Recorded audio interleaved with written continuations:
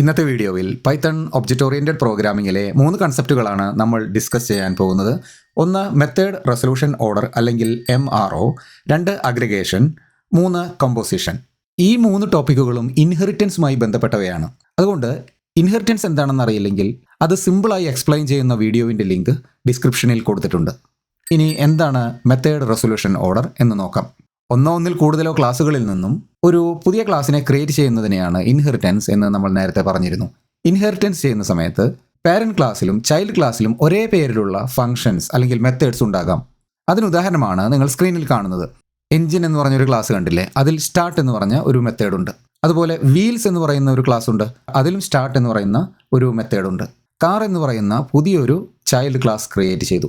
അത് ഡിറൈവ് ചെയ്തിരിക്കുന്നത് അല്ലെങ്കിൽ ഇൻഹെറിറ്റ് ചെയ്തിരിക്കുന്നത് എൻജിൻ അതുപോലെ വീൽസ് ഈ 2 ക്ലാസ്സുകളിൽ നിന്നുമാണ്. അതായത് കാർ എന്ന് പറയുന്ന ക്ലാസ്സിൻ്റെ പാരന്റ് ക്ലാസ്സുകളാണ് എൻജിൻ എന്ന് പറയുന്നതും വീൽസ് എന്ന് പറയുന്നതും. അതിനുശേഷം കാർ എന്ന് പറയുന്ന ചൈൽഡ് ക്ലാസ്സിൻ്റെ ഒരു ഒബ്ജക്റ്റ് നമ്മൾ ക്രിയേറ്റ് ചെയ്തു, മൈ കാർ. എന്നിട്ട് പറയുകയാണ് മൈ കാർ ഡോട്ട് സ്റ്റാർട്ട്. അപ്പോൾ ഇവിടെ സ്റ്റാർട്ട് എന്ന് പറയുന്ന മെത്തേഡിനെയാണ് വിളിക്കാൻ പറയുന്നത്. ഈ സ്റ്റാർട്ട് എന്ന് പറയുന്ന മെത്തേഡ് കാർ എന്ന് പറയുന്ന ക്ലാസ്സിലില്ല, പക്ഷേ അത് ഇൻഹെറിറ്റ് ചെയ്ത എൻജിൻ എന്ന് പറയുന്ന ക്ലാസ്സിലും വീൽസ് എന്ന് പറയുന്ന ക്ലാസ്സിലും സ്റ്റാർട്ട് എന്ന് പറഞ്ഞ മെത്തേഡുണ്ട്. ഇങ്ങനെ കൊടുത്താൽ പൈത്തൺ ഏത് സ്റ്റാർട്ട് മെത്തേഡിനെയാണ് കോൾ ചെയ്യുക, എങ്ങനെയാണ് ഏത് സ്റ്റാർട്ട് മെത്തേഡിനെയാണ് കോൾ ചെയ്യേണ്ടത്, വിളിക്കേണ്ടത് എന്ന് പൈത്തൺ ഒരു ഡിസിഷൻ എടുക്കുക. ആ ഡിസിഷൻ എടുക്കാൻ വേണ്ടി പൈത്തണെ ഹെൽപ്പ് ചെയ്യാൻ വേണ്ടി ഒരു സെറ്റ് ഓഫ് റൂൾസ് ഉണ്ട്. ആ റൂൾസിനെ ഫോളോ ചെയ്താണ് ഏത് മെത്തേഡിനെയാണ്, ഏത് സ്റ്റാർട്ട് മെത്തേഡിനെയാണ് ഇവിടെ എക്സിക്യൂട്ട് ചെയ്യേണ്ടത് എന്ന് പൈത്തൺ ഡിസൈഡ് ചെയ്യുന്നത്. ആ സെറ്റ് ഓഫ് റൂൾസിനെയാണ് മെത്തേഡ് റെസൊല്യൂഷൻ ഓർഡർ എന്ന് പറയുന്നത്. അപ്പോൾ പലതരത്തിലുള്ള ഇൻഹെറിറ്റൻസുകളുണ്ട്. സിംഗിൾ ഇൻഹെറിറ്റൻസ് ഉണ്ട്, മൾട്ടിപ്പിൾ ഇൻഹെറിറ്റൻസ് ഉണ്ട്, മൾട്ടി ലെവൽ ഇൻഹെറിറ്റൻസ് ഉണ്ട്. ഇങ്ങനെയുള്ള സിറ്റുവേഷനിൽ ഏത് മെത്തേഡിനെയാണ് എക്സിക്യൂട്ട് ചെയ്യേണ്ടത്? ചൈൽഡ് ക്ലാസ്സിലുള്ളതാണോ, അതോ പാരന്റ് ക്ലാസ്സിലുള്ളതാണോ, അതോ പാരന്റ് ക്ലാസ്സിലുള്ളതാണോ? അങ്ങനെയുള്ള ഇൻസ്ട്രക്ഷൻ ഡിഫൈൻ ചെയ്യുന്ന റൂൾസിനെയാണ് മെത്തേഡ് റെസൊല്യൂഷൻ ഓർഡർ അല്ലെങ്കിൽ MRO എന്ന് പറയുന്നത്. ഇപ്പം നമ്മുടെ കോഡിൽ റൺ ചെയ്ത് കഴിഞ്ഞാൽ ഏതാണ് എക്സിക്യൂട്ട് ചെയ്യുന്നത്?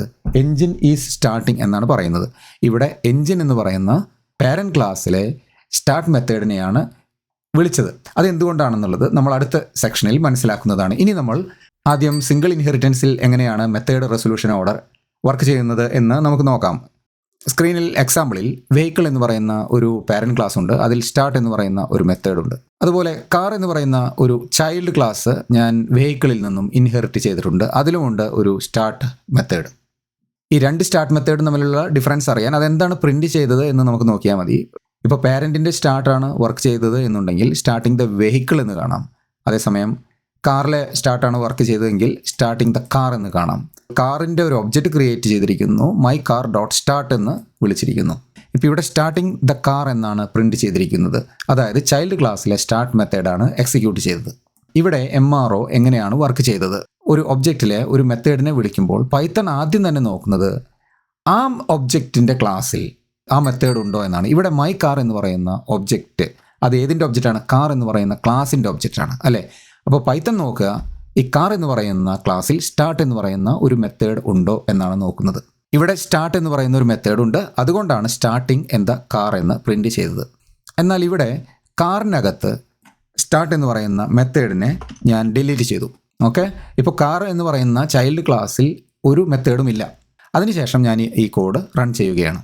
അപ്പോൾ ഇവിടെ സ്റ്റാർട്ടിങ് ദ വെഹിക്കിൾ എന്നാണ് പ്രിൻറ്റ് ചെയ്തത്. എന്താണ് കാരണം? ഞാൻ നേരത്തെ പറഞ്ഞു ഇത് സിംഗിൾ ഇൻഹെറിറ്റൻസ് ആണ്. സിംഗിൾ ഇൻഹെറിറ്റൻസ് ആണെങ്കിൽ പൈത്തൺ ഒരു ലീനിയർ ലുക്കപ്പ് ആണ് ചെയ്യുക. എന്ന് പറഞ്ഞാൽ ആദ്യം തന്നെ ഏത് ക്ലാസ്സിൻ്റെ ഒബ്ജക്റ്റാണ് ക്രിയേറ്റ് ചെയ്തത്, അതിൽ മെത്തേഡ് ഉണ്ടോ എന്ന് നോക്കും. ഓക്കെ, ഇവിടെ my car dot start, car എന്ന് പറയുന്ന ക്ലാസ്സിൽ സ്റ്റാർട്ട് എന്ന് പറയുന്ന മെത്തേഡ് ഉണ്ടോ? ഇല്ല. അടുത്തത് ഈ ക്ലാസ് ഏതെങ്കിലും വേറൊരു ക്ലാസ്സിൽ നിന്നും ഇൻഹെറിറ്റ് ചെയ്തതാണോ? യെസ്. ഇവിടെ കാർ എന്ന് പറയുന്നത് വെഹിക്കിൾ എന്ന് പറയുന്ന ഒരു ക്ലാസ്സിൽ നിന്നാണ് ഇൻഹെറിറ്റ് ചെയ്തത്. അപ്പോൾ പാരന്റ് ക്ലാസ്സിൽ സ്റ്റാർട്ട് എന്ന് പറയുന്ന ഒരു മെത്തേഡ് ഉണ്ടോ നോക്കും. ഇവിടെ സ്റ്റാർട്ട് എന്ന് പറയുന്ന മെത്തേഡ് ഉണ്ട്, അതുകൊണ്ടാണ് സ്റ്റാർട്ടിങ് ദ വെഹിക്കിൾ എന്ന് പ്രിൻറ്റ് ചെയ്തത്. അപ്പോൾ മൾട്ടിപ്പിൾ ഇൻഹെറിറ്റൻസിൽ മെത്തേഡ് റെസൊല്യൂഷൻ ഓർഡർ ഏത് ഓർഡറിലാണ് എക്സിക്യൂട്ട് ചെയ്യുക? നമുക്ക് എക്സാമ്പിൾ നോക്കാം. എൻജിൻ എന്ന് പറയുന്ന ഒരു ക്ലാസ് ഉണ്ട്, വീൽസ് എന്ന് പറയുന്ന വേറൊരു ക്ലാസ് ഉണ്ട്. 2 ക്ലാസ്സിലും സ്റ്റാർട്ട് മെത്തേഡ് ഉണ്ട്. ഇനി പുതിയൊരു ചൈൽഡ് ക്ലാസ് ക്രിയേറ്റ് ചെയ്തിരിക്കുന്നു, അതിൻ്റെ പേരാണ് കാർ.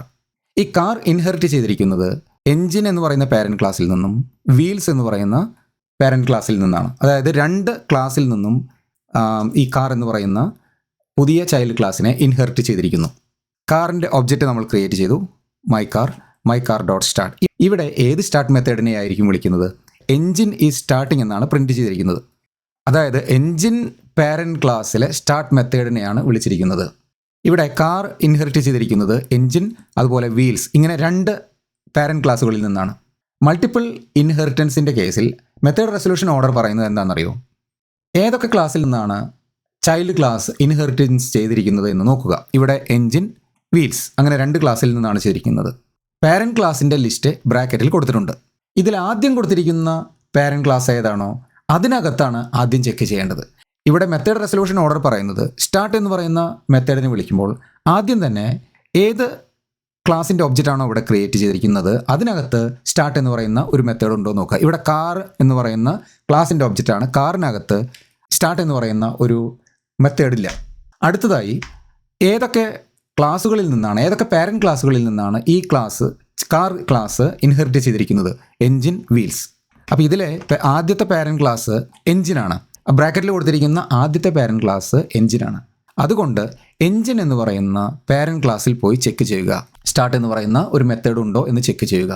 ഉണ്ടെങ്കിൽ അതിനെ എക്സിക്യൂട്ട് ചെയ്യുക. അതുകൊണ്ടാണ് എൻജിൻ ഈസ് സ്റ്റാർട്ടഡ് എന്ന് പ്രിൻറ്റ് ചെയ്തത്. ഇനി എൻജിൻ എന്ന് പറയുന്ന പാരൻറ്റ് ക്ലാസ്സിൽ സ്റ്റാർട്ട് എന്ന് പറയുന്ന ഒരു മെത്തേഡ് ഇല്ലെങ്കിലോ? അപ്പോൾ ആദ്യം എന്ത് ചെയ്യുന്നു? ആദ്യം കാറിനകത്ത് സ്റ്റാർട്ട് എന്ന് പറയുന്ന മെത്തേഡ് ഉണ്ടോ? ഇല്ല. എൻജിൻ എന്ന് പറയുന്ന ക്ലാസ്സിനകത്ത്, ആദ്യത്തെ പാരൻറ്റ് ക്ലാസ്സിനകത്ത് സ്റ്റാർട്ട് എന്ന് പറയുന്ന ഒരു മെത്തേഡ് ഉണ്ടോ? ഇല്ല. ഇനി നോക്കുന്നത് ഏതായിരിക്കും? വീൽസ് എന്ന് പറയുന്ന പാരൻറ്റ് ക്ലാസ്സിൽ സ്റ്റാർട്ട് എന്ന് പറയുന്ന ഒരു മെത്തേഡ് ഉണ്ടോ നോക്കി. യെസ്, വീൽസ് ആർ റൊട്ടേറ്റിംഗ് എന്ന് പറയുന്നുണ്ട്. അപ്പോൾ അതുകൊണ്ടാണ് ഇവിടെ വീൽസ് ആർ റൊട്ടേറ്റിംഗ് എന്ന് പറഞ്ഞത്. അപ്പോൾ അതാണ് മൾട്ടി ലെവൽ ഇൻഹെറിറ്റൻസിൽ മെത്തേഡ് റെസൊല്യൂഷൻ, മെത്തേഡ്സിനെ റിസോൾവ് ചെയ്യാനുള്ള ഓർഡർ. എന്നാൽ കുറച്ചുകൂടെ കോംപ്ലിക്കേറ്റഡ് ആയിട്ടുള്ള മൾട്ടി ലെവൽ ഇൻഹെറിറ്റൻസ് ആണെങ്കിലോ? നമ്മുടെ എക്സാമ്പിളിൽ ആനിമൽ എന്ന് പറയുന്ന ഒരു ക്ലാസ് ഉണ്ട്. അതിൽ സൗണ്ട് എന്ന് പറയുന്ന മെത്തേഡുണ്ട്. അതിൽ നിന്നും മാമൽ എന്ന് പറയുന്ന ഒരു ചൈൽഡ് ക്ലാസ് ക്രിയേറ്റ് ചെയ്തിരിക്കുന്നു. അതിനകത്തും സൗണ്ട് എന്ന് പറയുന്ന ഒരു മെത്തേഡുണ്ട്. അതുപോലെ ആനിമലിൽ നിന്നും ബേർഡ് എന്ന് പറയുന്ന ഒരു ചൈൽഡ് ക്ലാസ് കൂടെ ക്രിയേറ്റ് ചെയ്തിരിക്കുന്നു. ബാറ്റ് എന്ന് പറയുന്ന അടുത്ത ക്ലാസ് നോക്കുക. അത് ക്രിയേറ്റ് ചെയ്തിരിക്കുന്നത് മാമൽ എന്ന് പറയുന്ന ക്ലാസ്സിൽ നിന്നും ബേർഡ് എന്ന് പറയുന്ന ക്ലാസ്സിൽ നിന്നുമാണ്. ഇവിടെ ഇൻഹെറിറ്റൻസ് ഇംപ്ലിമെൻറ്റ് ചെയ്തതിൻ്റെ ഓർഡർ നമുക്ക് ഒന്നുകൂടെ നോക്കാം. ആനിമലിൽ നിന്നും മാമൽ, ആനിമലിൽ നിന്നും ബേർഡ്, അങ്ങനെ 2 ക്ലാസ്സുകളെ ഡിറൈവ് ചെയ്തിരിക്കുന്നു. ഈ 2 ക്ലാസ്സുകളിൽ നിന്നും ബാറ്റ് എന്ന് പറയുന്ന ഒരു ചൈൽഡ് ക്ലാസ്സിനെ ഇൻഹെറിറ്റ് ചെയ്തിരിക്കുന്നു. അപ്പോൾ ഇങ്ങനെ കോംപ്ലക്സ് ആയിട്ടുള്ള ഒരു മൾട്ടി ലെവൽ ഇൻഹെറിറ്റൻസിനെ നമുക്ക് ഡയമണ്ട് ഷേപ്ഡ് ഇൻഹെറിറ്റൻസ് എന്ന് വിളിക്കാറുണ്ട്. കാരണം ഇൻഹെറിറ്റൻസിൻ്റെ ഓർഡർ, ആ ഇൻഹെറിറ്റൻസിൻ്റെ സ്ട്രക്ചർ നോക്കിക്കഴിഞ്ഞാൽ ഒരു ഡയമണ്ട് ഷേപ്പിലാണ് നമ്മൾ കാണുന്നത്. ഈ സിനാരിയോയിൽ എങ്ങനെയായിരിക്കും മെത്തേഡ് റെസൊല്യൂഷൻ ഓർഡർ എക്സിക്യൂട്ട് ചെയ്യുന്നത്? ഇവിടെ ബാറ്റ് എന്ന് പറയുന്ന ക്ലാസിൻ്റെ ഒബ്ജക്റ്റ് ക്രിയേറ്റ് ചെയ്തിരിക്കുന്നു. ബാറ്റ് ഡോട്ട് സൗണ്ട് മെത്തേഡിനെ വിളിക്കുന്നു. ഇവിടെ സൗണ്ട് മെത്തേഡ് എവിടെയൊക്കെയാണുള്ളത്? ഇവിടെ സൗണ്ട് മെത്തേഡ് ബേർഡിനകത്തുണ്ട്, മാമലിനകത്തുണ്ട്, ആനിമലിനകത്തുണ്ട്.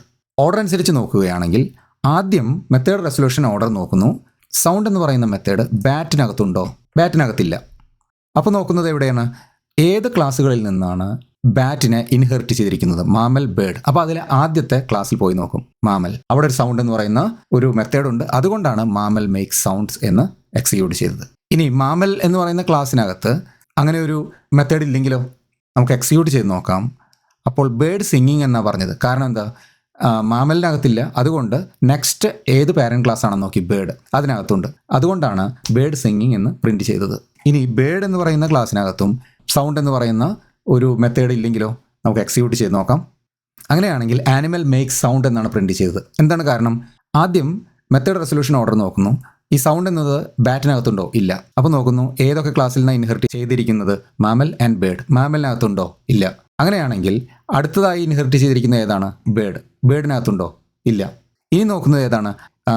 മാമലിൻ്റെ പാരൻ്റ് ഏതാണെന്ന് നോക്കി. ആനിമലാണ്. അതിനകത്തുണ്ടോ നോക്കി. യെസ്, അതിനകത്തുണ്ട്. അതുകൊണ്ടാണ് ഈ സൗണ്ട് എന്ന് പറയുന്ന മെത്തേഡ് എക്സിക്യൂട്ട് ചെയ്തത്. അപ്പോൾ ഈ മെത്തേഡ് റെസൊല്യൂഷൻ ഓർഡർ എന്ന് പറഞ്ഞാൽ ഇൻഹെറിറ്റ് ചെയ്യുന്ന സമയത്ത് പല ക്ലാസ്സുകളിലും, പല പാരൻറ്റ് ക്ലാസ്സുകളിലും, പല ലെവലിലുള്ള പാരൻറ്റ് ക്ലാസ്സുകളിലും ഒരേ പേരുള്ള മെത്തേഡ് ഉണ്ടായിരിക്കാം. അങ്ങനെ ആ സമയത്ത് ഒരു കൺഫ്യൂഷനും ഇല്ലാതെ കറക്റ്റ് ഫംഗ്ഷനെ കണ്ടുപിടിക്കാൻ വേണ്ടിയാണ് മെത്തേഡ് റെസൊല്യൂഷൻ ഹെൽപ്പ് ചെയ്യുന്നത്. ഈ മെത്തേഡ് റെസൊല്യൂഷൻ ഓർഡർ ചെയ്യാൻ വേണ്ടി പൈത്തൺ C3 ലീനിയറൈസേഷൻ എന്ന് പറയുന്ന ഒരു അൽഗോരിതത്തിനെയാണ് ഫോളോ ചെയ്യുന്നത്. ആ അൽഗോരിതം പറയുന്നത് അനുസരിച്ചാണ് മെത്തേഡ് റെസൊല്യൂഷൻ ഓർഡർ എക്സിക്യൂട്ട് ചെയ്യുന്നത്. അതിൽ പ്രധാനമായും 3 റൂൾസാണ് പറയുന്നത്. ബാറ്റ് ഡോട്ട് സൗണ്ട് എന്ന് പറയുമ്പോൾ ആദ്യം നോക്കേണ്ടത് എവിടെയാണ്? അത് ഏത് ക്ലാസിൻ്റെ ഒബ്ജക്റ്റ് ആണോ അവിടെയാണ് ആദ്യം ചെക്ക് ചെയ്യേണ്ടത്. അതാണ് ആദ്യത്തെ റൂൾ. രണ്ടാമത്തെ റൂൾ, ലെഫ്റ്റ് ടു റൈറ്റ് ഓർഡറിലാണ് മെത്തേഡ്സിനെ സെർച്ച് ചെയ്യേണ്ടത്. ഞാൻ നേരത്തെ പറഞ്ഞു, ആദ്യം മാമലിൽ നോക്കി പിന്നെ ബേഡിൽ നോക്കുന്നുള്ളൂ.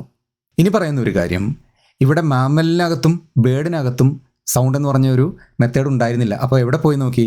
ആനിമലിൽ പോയി നോക്കി. ഈ പാരൻറ്റ് ക്ലാസ്സിലെ പോയി നോക്കി. മാമലും ബേഡും ഇൻഹെറിറ്റ് ചെയ്തിരിക്കുന്നത് ആനിമലിൽ നിന്നാണ്. പക്ഷേ ഇവിടെ ഒരു പ്രാവശ്യമേ എക്സിക്യൂട്ട് ചെയ്തുള്ളൂ. അതിൻ്റെ കാരണം, ഒരു 2 ക്ലാസ്സുകൾ ഒരു പാരൻറ്റ് ക്ലാസ്സിൽ നിന്നും ഇൻഹെറിറ്റ് ചെയ്താൽ ആ പാരൻറ്റ് ക്ലാസ്സിൽ ഒരു പ്രാവശ്യം മാത്രമേ ചെക്ക് ചെയ്യേണ്ട ആവശ്യമുള്ളൂ. ഇവിടെ മാമലും ബേഡും ആനിമലിൽ നിന്നാണ് ഇൻഹെറിറ്റ് ചെയ്തിരിക്കുന്നത്. പക്ഷേ ഈ ആനിമലിനകത്ത് ആകെ ഒരു പ്രാവശ്യം മാത്രം പോയി നോക്കിയാൽ മതി സൗണ്ട് എന്ന് പറഞ്ഞ ഒരു മെത്തേഡ് ഉണ്ടോ എന്ന്. അപ്പോൾ അതൊക്കെയാണ് C3 ലീനിയറൈസേഷൻ അൽഗോരിതം പറയുന്നത്. ഒബ്ജക്റ്റ് ഓറിയൻറ്റഡ് പ്രോഗ്രാമിങ്ങിലെ 2 കൺസെപ്റ്റ് കൂടെ നമുക്ക് ഇന്ന് ഡിസ്കസ് ചെയ്യാനുണ്ട്. Aggregation and composition. നമ്മൾ ഇൻഹെറിറ്റൻസ് ചെയ്യുന്ന സമയത്ത് 2 ക്ലാസ്സുകൾ തമ്മിൽ അല്ലെങ്കിൽ ഒരു ക്ലാസ്സും ഒബ്ജക്റ്റും തമ്മിൽ ഉള്ള ഒരു പ്രത്യേക തരത്തിലുള്ള റിലേഷൻഷിപ്പിനെ എക്സ്പ്ലെയിൻ ചെയ്യാൻ വേണ്ടിയാണ് ഈ 2 ടോപ്പിക്കുകൾ നമ്മൾ യൂസ് ചെയ്യുന്നത്. ആദ്യം നമുക്ക് അഗ്രിഗേഷൻ എന്താണെന്ന് നോക്കാം. അതിനുവേണ്ടിയുള്ള ഒരു എക്സാമ്പിൾ സ്ക്രീനിലുണ്ട്, അത് നമുക്ക് റിവ്യൂ ചെയ്യാം. ആദ്യം ഒരു ഇൻട്രൊഡക്ഷൻ തരാം. നമ്മൾ ചെയ്യാൻ പോകുന്നത് ഒരു ലൈബ്രറി എന്ന് പറഞ്ഞൊരു ക്ലാസ്സും ഒരു ബുക്ക് എന്ന് പറയുന്ന ഒരു ക്ലാസ്സും ഉണ്ട്. ലൈബ്രറിയിൽ കുറേ ബുക്കുകൾ ഉണ്ടാവാം. അതിൽ ഓരോ ബുക്കിൻ്റെയും ഇൻഫർമേഷൻ സ്റ്റോർ ചെയ്യാനാണ് ബുക്ക് എന്ന് പറയുന്ന ക്ലാസ് യൂസ് ചെയ്യുന്നത്. അപ്പോൾ അത് രണ്ടും തമ്മിലുള്ള റിലേഷൻഷിപ്പ് എങ്ങനെയാണെന്ന് നമുക്ക് ഈ കോഡിൽ നോക്കാം. ബുക്ക് എന്ന് പറയുന്ന ഒരു ക്ലാസ് ഇവിടെ ഉണ്ട്. അതിൽ ആകെ ഒരു പ്രോപ്പർട്ടി മാത്രമേ ഉള്ളൂ, ബുക്കിൻ്റെ ടൈറ്റിൽ. അത് കഴിഞ്ഞ് ലൈബ്രറി എന്ന് പറയുന്ന വേറൊരു ക്ലാസ് ഞാൻ എഴുതിയിരിക്കുന്നു. അതിനകത്ത് 2 പ്രോപ്പർട്ടി ഉണ്ട്, ഒന്ന് നെയിം, 2 ബുക്സ്. ഈ ലൈബ്രറിയിലുള്ള ബുക്സിൻ്റെ ലിസ്റ്റ് സ്റ്റോർ ചെയ്യാൻ വേണ്ടിയിട്ടാണ് ഈ ബുക്സ് എന്ന് പറയുന്ന പ്രോപ്പർട്ടി നമ്മൾ യൂസ് ചെയ്യുന്നത്. ഇനി ആ ബുക്സ് എന്ന് പറയുന്ന ലിസ്റ്റിലേക്ക് ഒരു ബുക്കിനെ ആഡ് ചെയ്യണമെങ്കിൽ അതിനുവേണ്ടിയാണ് ആഡ് ബുക്ക് എന്ന് പറയുന്ന ഒരു മെത്തേഡ് എഴുതിയിരിക്കുന്നത്. അപ്പോൾ ഇവിടെ ബുക്സ് എന്ന് പറയുന്നത് ഒരു ലിസ്റ്റാണ്. ഇവിടെ ലിസ്റ്റിലേക്ക് ആഡ് ചെയ്യാൻ വേണ്ടി അപ്പെൻഡ് എന്ന് പറയുന്ന മെത്തേഡ് നമ്മൾ മുമ്പ് ഡിസ്കസ് ചെയ്തിരുന്നു. നമ്മൾ 2 ബുക്ക് ഇവിടെ ക്രിയേറ്റ് ചെയ്യുകയാണ്. നോക്കൂ, ഇവിടെ ആദ്യത്തെ ബുക്കിന് പേര് പൈത്തൺ ബേസിക്സ് എന്നും രണ്ടാമത്തെ ബുക്കിൻ്റെ പേര് അഡ്വാൻസ്ഡ് പൈത്തൺ എന്നാണ്. അപ്പോൾ ബുക്ക് 1, ബുക്ക് 2 അങ്ങനെ 2 ഒബ്ജക്റ്റുകൾ ക്രിയേറ്റ് ചെയ്തു. ഇനി ലൈബ്രറി ക്രിയേറ്റ് ചെയ്തു. ലൈബ്രറിയുടെ പേര് സിറ്റി ലൈബ്രറി. ഈ ലൈബ്രറിയിലേക്ക് നമ്മൾ 2 ബുക്ക് ആഡ് ചെയ്യുന്നു. ഇവിടെ ഈ ബുക്ക് എന്ന് പറയുന്ന ക്ലാസ്സും ലൈബ്രറി എന്ന് പറയുന്ന ക്ലാസ്സും തമ്മിലുള്ള റിലേഷൻഷിപ്പ് എന്താണ്, അതാണ് നമ്മൾ നോക്കാൻ പോകുന്നത്. ബുക്കിൻ്റെ ഒബ്ജക്റ്റ് നമ്മൾ ക്രിയേറ്റ് ചെയ്തിരിക്കുന്നു, ബുക്ക് 1, ബുക്ക് 2. ലൈബ്രറിയുടെ ഒബ്ജക്റ്റ് നമ്മൾ ക്രിയേറ്റ് ചെയ്തിരിക്കുന്നു, ലൈബ്രറി. ഇവിടെ ഈ ഒബ്ജക്റ്റുകളെല്ലാം ഇൻഡിപെൻഡൻ്റ് ആണ്. നമ്മളിവിടെ ചെയ്തിരിക്കുന്നത് ലൈബ്രറി എന്ന് പറയുന്ന ഒബ്ജക്റ്റിലേക്ക് ഇവിടെ ബുക്ക് 1, ബുക്ക് 2 എന്ന് പറയുന്ന ബുക്കിൻ്റെ ഒബ്ജക്റ്റുകളെ നമ്മൾ ആഡ് ചെയ്തിരിക്കുകയാണ്. അതായത് ഇവിടെ ലൈബ്രറിയും ബുക്കും തമ്മിൽ ഒരു റിലേഷൻഷിപ്പ് ഉണ്ട്. പക്ഷേ ഈ റിലേഷൻഷിപ്പ് ഒരു സ്ട്രോങ് റിലേഷൻഷിപ്പ് അല്ല. അതായത് ഇവിടെ ഓരോ ഒബ്ജക്റ്റും ഇൻഡിപെൻഡൻ്റ് ആയിട്ടാണ് എക്സിസ്റ്റ് ചെയ്യുന്നത്. ഇവിടെ ബുക്ക് 1 എന്ന് പറയുന്ന ഒബ്ജക്റ്റും ബുക്ക് 2 എന്ന് പറയുന്ന ഒബ്ജക്റ്റും ഇൻഡിപെൻഡൻ്റ് ആണ്, ലൈബ്രറിയുമായി ഡിപ്പെൻഡ് ചെയ്ത് നിൽക്കുന്നില്ല. അതേസമയം നമ്മൾ എന്ത് ചെയ്തു? ലൈബ്രറിയിലേക്ക് നമ്മൾ ബുക്ക് 1നെയും ബുക്ക് 2നെയും ആഡ് ചെയ്തു. ഇനി ലൈബ്രറി എന്ന് പറഞ്ഞ ഒരു ഒബ്ജക്റ്റ് എക്സിസ്റ്റ് ചെയ്യുന്നുണ്ടെങ്കിലും ഇല്ലെങ്കിലും ബുക്ക് 1ഉം ബുക്ക് 2ഉം എക്സിസ്റ്റ് ചെയ്യുന്നുണ്ട്. അപ്പോൾ അതാണ് അഗ്രിഗേഷൻ എന്ന് പറയുന്നത്. അതായത് 2 ക്ലാസ്സുകൾ തമ്മിലൊരു റിലേഷൻഷിപ്പ് ഉണ്ട്, പക്ഷേ വളരെ സ്ട്രോങ് ആയിട്ടുള്ള ഒരു റിലേഷൻഷിപ്പ് ഇല്ല. ഇവിടെ ഈ ഒബ്ജക്റ്റുകളെല്ലാം ഇൻഡിപെൻഡൻ്റായി എക്സിസ്റ്റ് ചെയ്യുന്നു. ബുക്ക് 1ഉം ബുക്ക് 2ഉം ലൈബ്രറിയും ഇൻഡിപെൻഡൻ്റ് ഒബ്ജക്റ്റുകളായി എക്സിസ്റ്റ് ചെയ്യുന്നു. ഇനി നമ്മൾ ഈ ലൈബ്രറി എന്ന് പറയുന്ന ഒബ്ജക്റ്റിനെ കില്ല് ചെയ്യുകയാണെന്ന് വിചാരിച്ചോ. ലൈബ്രറീനെ കില്ല് ചെയ്ത് കഴിഞ്ഞാലും ഈ ബുക്ക് 1ഉം ബുക്ക് 2ഉം സ്റ്റിൽ എക്സിസ്റ്റ് ചെയ്യും. കാരണം എന്താ? അത് ഇൻഡിപെൻഡൻറ്റ് ഒബ്ജക്റ്റാണ്. അതായത് ഈ ഒബ്ജക്റ്റുകൾ തമ്മിൽ യാതൊരു ഡിപ്പെൻഡൻസിയും ഇല്ല. ഇവിടെ ലൈബ്രറി എന്ന് പറയുന്ന ഒബ്ജക്റ്റ് ബുക്ക് 1നെയും ബുക്ക് 2നെയും ഹോൾഡ് ചെയ്യുന്നു എന്ന് മാത്രം. അല്ലാതെ അങ്ങനെയുള്ള റിലേഷൻഷിപ്പിനെയാണ് അഗ്രിഗേഷൻ എന്ന് പറയുന്നത്. എന്നാൽ കോമ്പോസിഷൻ ആണെങ്കിൽ ഈ ഒബ്ജക്റ്റുകൾ തമ്മിൽ വളരെ സ്ട്രോങ് ആയിട്ടുള്ള ഒരു റിലേഷൻഷിപ്പ് ഉണ്ടായിരിക്കും. അതിനുള്ള എക്സാമ്പിളാണ് നമ്മൾ സ്ക്രീനിൽ കാണുന്നത്.